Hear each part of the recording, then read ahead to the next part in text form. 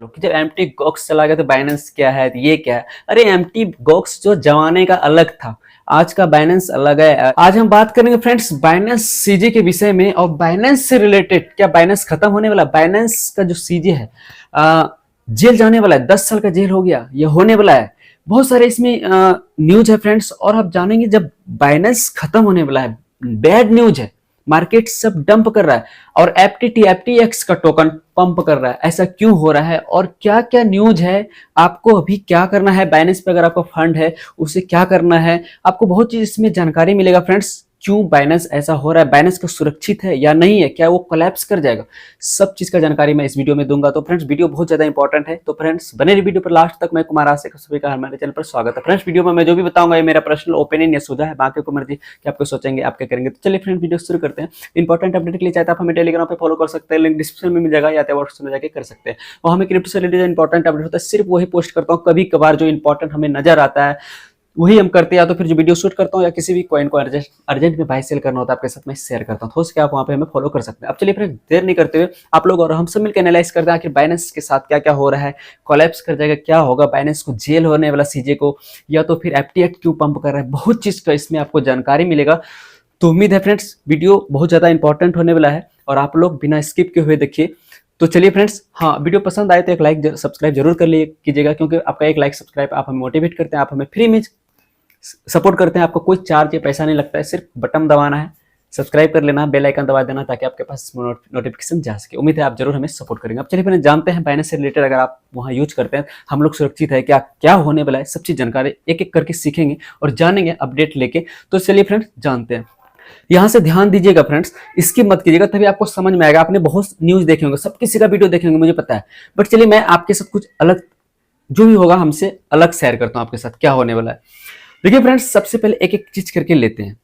Binance को जो भी आपने सब न्यूज देख लिया, 10 साल इसको आपने किसी वीडियो में देखेंगे, 10 साल का जेल, 18 महीने का हो सकता है, इसको $4.3 बिलियन का इसको वो लगा है, यानी कि इसको सेटलमेंट करने के लिए इसको जैसे होता है ना जुर्माना भरना पड़ेगा। उसके बाद अभी बाइनेंस सीजे जो है अब बेल पे है, उसमें कुछ $1 मिलियन देके बेल पे, जैसे कि हम लोग का केस वगैरह अगर गांव घर में होता है या कभी भी आपके साथ होता है तो बेल करा लेते हैं, उस तरह भी बेल पे हुआ, बाइनेंस बाहर है, तो उस पर भी बहुत सारा आरोप लगा है।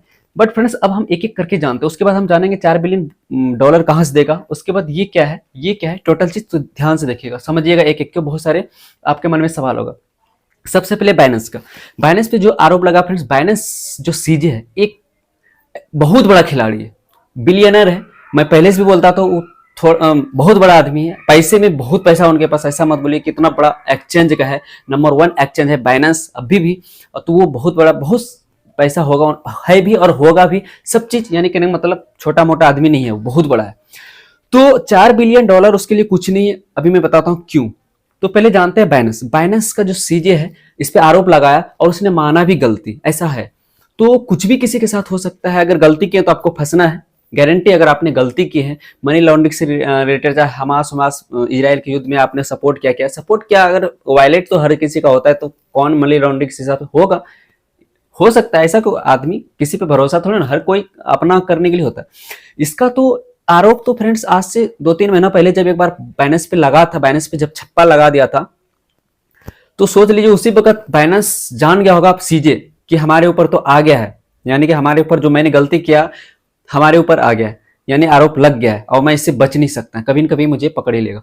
उसके पहले लेकिन बाइनेंस का एक मास्टरमाइंड है बताने का, अपना एक्सचेंज को बचाने के लिए उस वक्त फंड से रिलेटेड बता के हम लोगों को, यानी कि ऐसा नहीं कि सब कोई बाइनेंस को छोड़ दे ये हो जाए, बहुत सारे नेगेटिव हो जाएगा, मार्केट डाउन हो जाएगा, क्योंकि क्रिप्टो का नंबर 1 एक्सचेंज है, अगर ये कोलैप्स करता है तो आप सोच सकते हैं क्रिप्टो कहाँ जा सकता है, बहुत डाउन हो जाएगा। एफटीएक्स वेक्टीएक्स नहीं है, नंबर 1 पे। मैंने शुरू में बोला था बाइनेंस अगर कुछ होता है तो बहुत नीचे जाएगा, बट बाइनेंस को पता है अगर मेरा ऊपर है, अगर हम सीईओ बन के रहेंगे, अगर मुझे कुछ होता है, अगर मैं इसका पद नहीं छोड़ता हूं तो बाइनेंस डूब जाएगा, और बाइनेंस डूब जाएगा तो क्रिप्टो होल्डर जो मेरे ऊपर ट्रस्ट करता है, बाइनेंस के ऊपर जो हम लोग ट्रस्ट करते हैं, इसलिए सबसे बड़े ट्रेडर यहीं पे है, तो हो सकता है बहुत बड़ा झटका लगेगा सबको। एफटीएक्स कोलैप्स कर गया, आप सोच सकते हैं ये बचाने के लिए बाइनेंस को अपना पद छोड़ दिया और दूसरे को दे दिया, ताकि अगर कुछ भी हो हम टोटल आरोप अपने ऊपर ले लिया, अगर कुछ भी लगता है और सेटलमेंट के लिए भी तैयार हो गया, मैं इतना देने के लिए तैयार हूं, मामला शांत करो, यानी शांत करो और हटा दो जो भी आरोप होगा। अगर हम केस वेस लड़ेंगे, हमारे ऊपर केस होगा, जेल होगा, जो भी हम समझ लेंगे, जो भी होगा हम लड़ेंगे, कोर्ट कचहरी में जहां जाना होगा हम लड़ेंगे। लेकिन बाइनेंस को हम लोगों के लिए, अपने होल्डर्स के लिए, अपने जो इसका जो बाइनेंस मास्टरमाइंड, आपको पहले सीजिए मास्टरमाइंड हर तरह शुरू से है, इतना दिन से क्रिप्टो में है, 17 से और उसके पहले से बहुत है, उसको हर चीज का नॉलेज है। मुझे इसको पता था कि एक दिन हमको शिकंजा कससेगा और हम बच नहीं पाएंगे इससे। उसकी सोच से इतना टाइम जो लिया बाइनेंस को बचाने के लिए, पद छोड़ा इसलिए ताकि हम कुछ भी हो लेकिन बाइनेंस सेफ रहेगा। जितने होल्डर्स, जितने बाइनेंस के ऊपर ट्रस्ट करता है वो सब सेफली अपना ट्रेडिंग कर भी पाए और हमें जो होगा हम भुगतने के लिए तैयार। जब हमने गलती की तो भुगतना है किसी को भी। तो बाइनेंस ये सोच के उसको दिया, सीजे चेंज कर दिया, अब सीजे हो गया। अभी आप रिचर्ड टैंग ऐसे कुछ है, सीजे न्यू वो लगा। अब बाइनेंस का क्योंकि हम लोग को सेफ है, हम लोग को ट्रेडिंग अभी देखिए वैसे है, कभी भी बाइनेंस पे कुछ भी हुआ है तो कभी विड्रॉ रोका नहीं है बाइनेंस। एक खासियत इसका है, कभी विड्रॉ नहीं रोका। इसके पास फंड है बहुत ज्यादा, रिजर्व में फंड है, इसने शो भी किया था। और ये छोटे मोटे एक्शंस थोड़ी है ना। अब एक चीज मैं बताता हूँ, 4 बिलियन ये कैसे दे देगा, और जो होगा जेल वेल तो वो तो बात का बात, जो होगा सुनवाई तो बात, आरोप वो खुद ही माना है तो वो होगा ही जो होगा। सेटलमेंट देखिए बड़े बड़े लोग ना बच जाते हैं, जिसके पास पैसा है ना वो कहीं न कहीं दे के, अरे पैसे सब कुछ बंद कर दिया जाता है। ऐसे ऐसे बहुत कारनामा हुआ है, आप जानते हैं, अगर हर जगह होता है। तो बाइनेंस छोटा मोटा थोड़ी ना है, छोटे मोटे एक्सचेंज का नहीं है। ये हमारे वजीर एक्स का सीईओ नहीं है, या तो बीटमार्ट का सीईओ नहीं है, बाईबीट का सीईओ नहीं है, दुनिया का नंबर 1 एक्सचेंज का सीईओ। अगर आप देखेंगे तो मैं बताता हूं, बाइनेंस के रिजर्व में अभी करीब अगर जाएंगे तो 72 बिलियन एसेट है इसके पास। इसके एक्सचेंज में 72 बिलियन कम नहीं होता है। बाकी अलग अलग एक्सचेंज जाएंगे, किसी के पास 3 बिलियन, 2 बिलियन, 10 बिलियन, इससे ज्यादा किसी के पास नहीं है जितना इसके पास फंड है।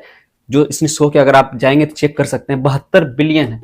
1-2 बिलियन अगर लोग निकासी भी कर लिया कोई फर्क नहीं पड़ेगा। और थोड़ा बहुत हो ही रहा है, डर से देखियो सबको, बहुत सारे लोग डरते भी है, क्यों पैनिक होता है तो अपना ट्रांसफर कर लेता है निकाल के। बाकी जो ट्रेडर है बड़े बड़े तो है, और सबको पता है बाइनेंस अभी देखिए क्लियरिफाई भी कर दिया है।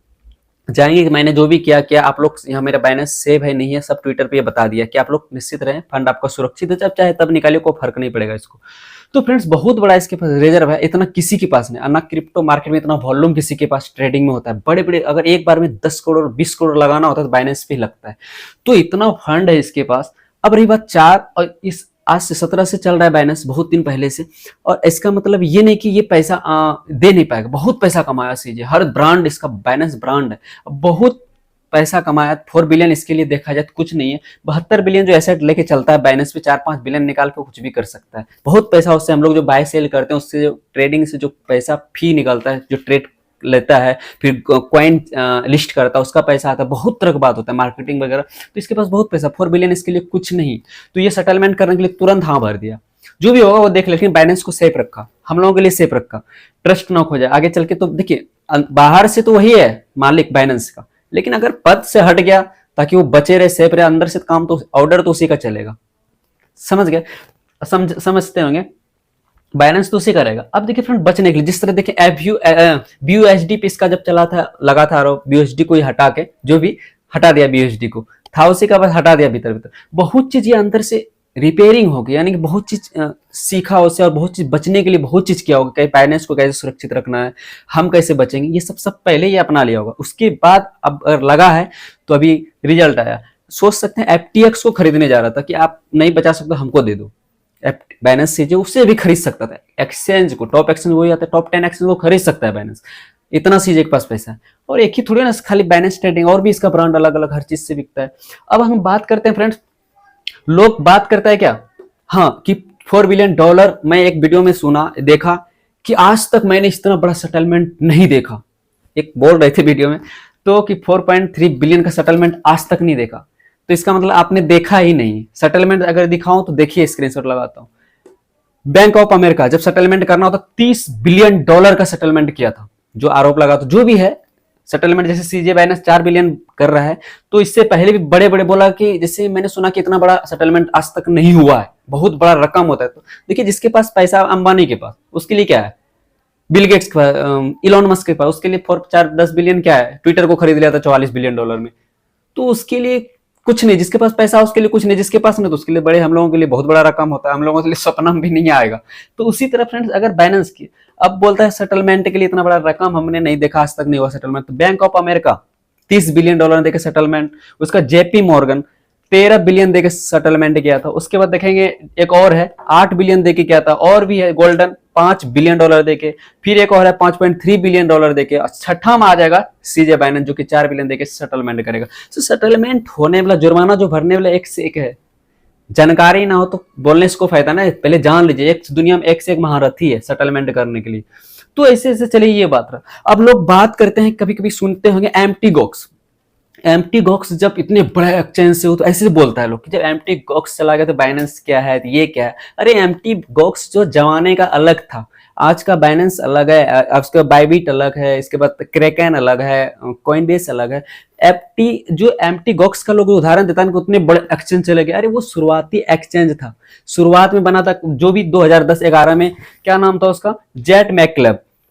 जो एम्प्टी गॉक्स का जो ऑनर जो बनाया, वो भी बनाया क्या, जब वो उसके पहले ज्यादा डिटेल में, वो वीडियो लंबी हो जाएगा, मैं शॉर्ट में बता रहा हूँ। उसके पहले वो कुछ और, उसने भी एक कार्ड से नाम से वो, उसका भी एक एक्सचेंज था। उसके बाद इसने बिटकॉइन खरीदना था, इसको बस ये सोचा कि मैं खुद ही बिटकॉइन को बाय सेल करने के लिए एक्सचेंज बना देता। तो मजाक मजाक में एक वेबसाइट बना दिया, जो भी बिटकॉइन एक्सचेंज बना दिया, एम्प्टी गॉक्स नाम दे दिया।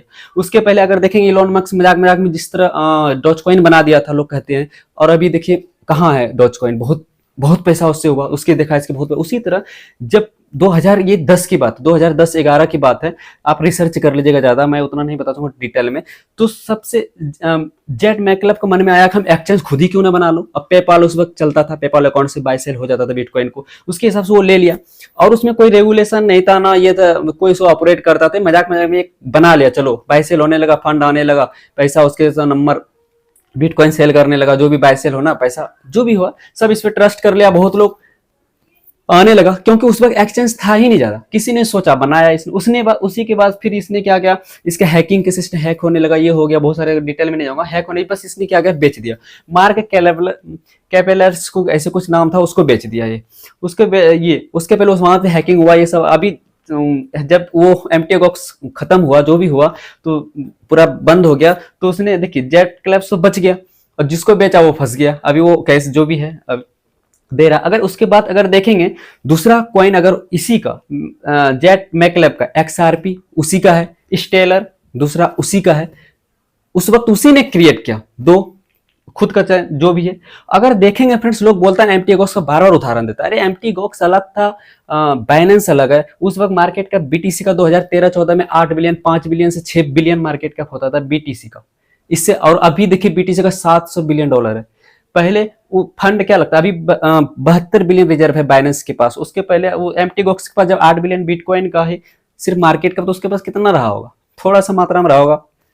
समझ गए आप, समझने का कोशिश कीजिए पहले का और अभी 7-8 साल बाद, 10 साल बाद, 10 साल 12 साल बाद बदल गया टेक्नोलॉजी। अगर देखा जाए, जो एम्प्टी गॉक्स उतना अच्छा सिक्योरिटी नहीं था, हैक जो कर लेता उतना अच्छा सिक्योरिटी नहीं था, ना उसका रेगुलेटर था, ना वो अपडेट करता था। जिस तरह भी आप बाइनेंस चलाएंगे तो आप देखते हैं 10 दिन 5 दिन में अपडेट होते रहता है, सिक्योरिटी पर्पज से हो चाहे कुछ भी। बाइनेंस हार्ड सिक्योरिटी है, उसमें उतना सिक्योरिटी नहीं था, और तुरंत उसको हैक भी कर लेता था, बिटकॉइन चुरा लेता था एम्प्टी गॉक्स से। लोग एम्प्टी गॉक्स का उदाहरण देता है, ये नहीं तो उस जमाने में हम लोग मोबाइल भी नहीं चलाते होंगे जल्दी, किसी किसी के पास था वो। और अभी आप देख सकते हैं इतना टेक्नोलॉजी बढ़ गया, अभी का सिक्योरिटी थोड़ा हार्ड हो गया। मानते हैं स्कैम अभी होता है, बट अभी बाइनेंस को सुरक्षा देखिए, हर तरह से आप वॉलेट बनाएंगे बाइनेंस में, जलें कितना सुरक्षा है, ईमेल आईडी ये नंबर से, तो और भी आप फंड इधर से जल्दी सेल बाय करने सुरक्षित रहते हैं।